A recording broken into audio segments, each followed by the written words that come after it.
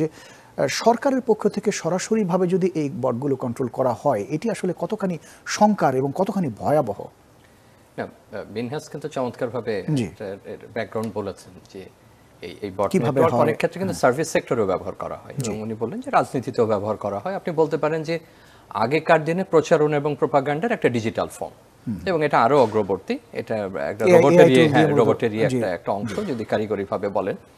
আগে আমি বিভিন্নভাবে আপনার কনসেন্ট বা আপনার মতকে জয় করার চেষ্টা করতাম, যে দেখেন আমি ভালো ও খারাপ ইত্যাদি ইত্যাদি। ঠিক যেভাবে আপনি আগে বলতে পারেন যে ট্র্যাডিশনাল পদ্ধতিতে আপনি যেভাবে করতেন, নির্বাচনী প্রচারণা বলেন, রাজনৈতিক কোনো মতবাদ ছড়িয়ে দেওয়ার ক্ষেত্রে বলেন, আপনি যদি পেছনে গিয়ে কল্পিতভাবে ভাবেন যে মুসলিনি বা হিটলারের সময় যদি এই বট নেটওয়ার্ক থাকতো বা এই পদ্ধতি থাকতো, এই সফটওয়্যারের বিশেষায়িত ব্যবহার, তাহলে এমন হতো যে আমরা যে প্রোপাগান্ডার মডেলগুলো পড়ি বা বিভিন্ন ধরনের ধারণাগুলো পাই, এই ধরনের ফ্যাসিস্ট বা নাজি সরকারগুলো, অর্থাৎ উগ্র জাতীয়তাবাদী সরকারগুলো যে কাজ করেছে, আমার ধারণা সুমন আছেন বলতে পারবেন যে তারাও হয়তো এটারই ব্যবহার করতেন, আরো চূড়ান্তভাবে এটার ব্যবহার করতেন।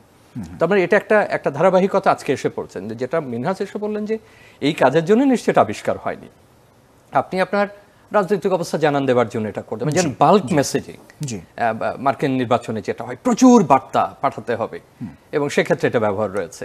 আপনি রিপাবলিকান ডেমোক্র্যাট দুই পক্ষই পারে, কোনো কোনো সময় উত্তর দেবার প্রয়োজন। আপনি আসলে যার সঙ্গে কথা বলছেন সে রোবট, আমার কি এই জিনিসগুলো হবে? আপনি যদি নির্বাচনে জয়লাভ করেন, ধরুন এখন যিনি আছেন কমলা হ্যারিস, আমার স্বাস্থ্য সংক্রান্ত এটা আছে, সে ওটা উত্তর দেবে আপনার, বা আমার এই কোয়ারি আছে সেটা উত্তর দেবে। এটাকে আমরা ওই অর্থে নেগেটিভ ভাবছি না। তার বিপুল জনসংখ্যা, যেমন আগে টেলিভিশনকে যেভাবে ভাবতাম, বিপুল জনগোষ্ঠীর কাছে সে পৌঁছাবে, রেডিও বিপুল জনগোষ্ঠীর কাছে পৌঁছাবে, সংবাদপত্র পৌঁছাবে, অনেকটা সেটার বলতে পারেন যে ওটা বাস্তবে রূপান্তরিত হয়নি। অনেক মানুষ পড়তে পারতো না, এটা করতে পারতো না, কিন্তু এটা অনেক মানুষের কাছে পৌঁছায়। এটা ফ্লেক্সিবল, এটার হিউম্যান ব্যবহার অনেক কম, এখানে মানুষের প্রয়োজন পড়ছে না, আপনি একটা পদ্ধতির মধ্যে যাচ্ছেন এবং আপনার নীতি আদর্শ বার্তাগুলো আপনি পৌঁছে দিচ্ছেন, এটা একটা দিক। কিন্তু আপনি যে প্রশ্ন করেছেন, নির্ভর করছে কে ব্যবহার করছে এবং কোন উদ্দেশ্যে ব্যবহার করছে। ঘৃণা বক্তব্য কিন্তু আগেও ছিল, ঘৃণা বক্তব্য দিয়ে আপনি বসনিয়া হার্জেগোভিনার ঘটনা ঘটেছেন, রেডিও ব্যবহার করা হয়েছিল। কিন্তু এখন ঘৃণা বক্তব্যের জন্য আপনি এটা ব্যবহার করতে পারেন, আপনি কাউকে ছোট করবার জন্য এটা ব্যবহার করতে পারেন, আপনি গ্লানিকর অবস্থায় ফেলার জন্য ব্যবহার করতে পারেন, এবং এটার চূড়ান্ত খারাপ ব্যবহার দেখা যাচ্ছে রাজনীতির ক্ষেত্রে। মিনহাজ ব্রাজিলের নির্বাচনের উদাহরণ দিলেন, অক্সফোর্ডের ইন্টারনেট ইনস্টিটিউটের একটা গবেষণায় আছে, তাই না মিনহাজ, যে ব্রাজিলের নির্বাচনের সময় কিভাবে বট নেটওয়ার্কগুলো ব্যবহৃত হচ্ছে, প্রোপাগান্ডা কিভাবে তারা ব্যবহার করেছে, যেটা কম্পিটিশনাল প্রোপাগান্ডা, এইভাবে বোধহয় গবেষণাটার শিরোনাম, আমার যদি ভুল না হয়।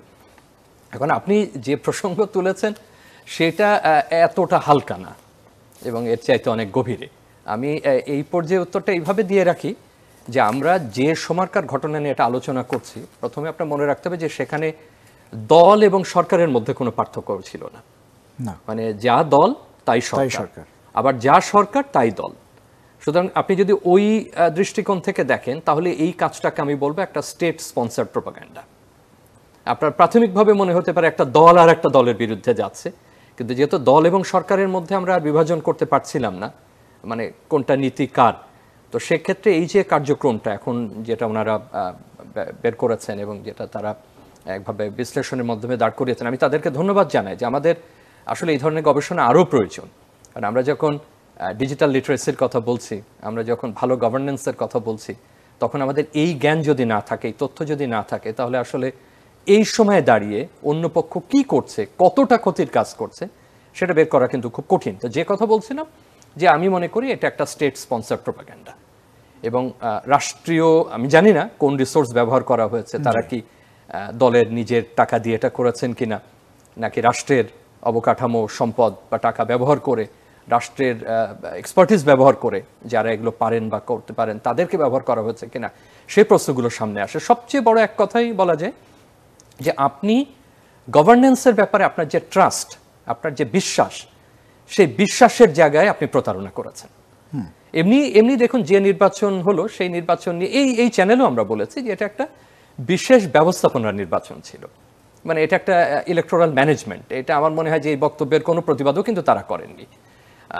গত সরকারের যারা একদম ঘোরতর সমর্থক, যারা মনে করছিলেন এই নির্বাচন ছাড়া আর একেবারে রক্ষা নাই, তারাও কিন্তু এই শব্দের কোনো প্রতিবাদ করেননি যখন আমরা গণমাধ্যমে বলেছিলাম যে এটা একটা বিশেষ ব্যবস্থাপনার নির্বাচন করতে হবে, তারা করছেন এক ধরনের। তো তার মধ্যেও এই প্রয়োজনটা কেন দেখা দিল? মানে আপনিই তো এখানে তো আর বিরোধী দল ওই অর্থে কেউ ছিল না, কিছু স্বতন্ত্র আর আপনারা একটাই দল। তো তাহলে এই ধরনের আপনি যদি বলেন যে অত্যন্ত ক্ষতিকর, মানুষের উপর বিরূপ প্রতিক্রিয়া তৈরি করে, আপনি সেই পথে গেলেন কেন? তার মানে আপনি যে ডিজিটাল সুশাসনের ধারণা দিচ্ছিলেন, আপনি যে ডিজিটাল ব্যবস্থাপনার ধারণা দিচ্ছিলেন জনগণকে, সেই জায়গাটা যে চিড় ধরে, আমি যে আস্থা রাখবো আপনার প্রতি, সে আস্থার জায়গা একটা বড় ধরনের প্রতারণা বলে আমি মনে করি।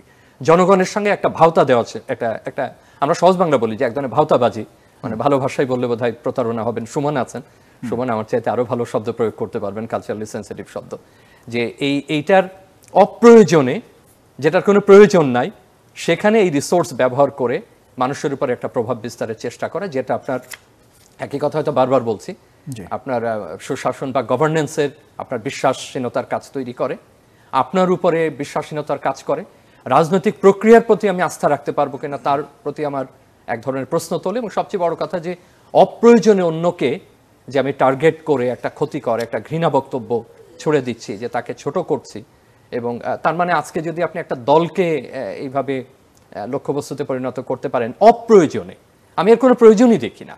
ওই নির্বাচনের ক্ষেত্রে প্রয়োজন দেখি না, নির্বাচনের পরবর্তী সময় আমি তার কোনো প্রয়োজন দেখি না। জুন মাস পর্যন্ত সম্ভবত তারা চিহ্নিত করেছেন যে, এবং বট আবার ভুলও করে, এবং এটা তো একটা বিশেষ সফটওয়্যার, সে কিছু শব্দের ক্ষেত্রেও ভুল করে ওই সে পোস্ট দিয়েই যাচ্ছে, অর্থাৎ মানুষের মতো সে ভাবছে এখনো বোধহয় এটা কার্যকর আছে, এবং এই ভুলগুলো করে। অন্যান্য বটের ক্ষেত্রে আমরা এই ভুলগুলো লক্ষ্য করেছি।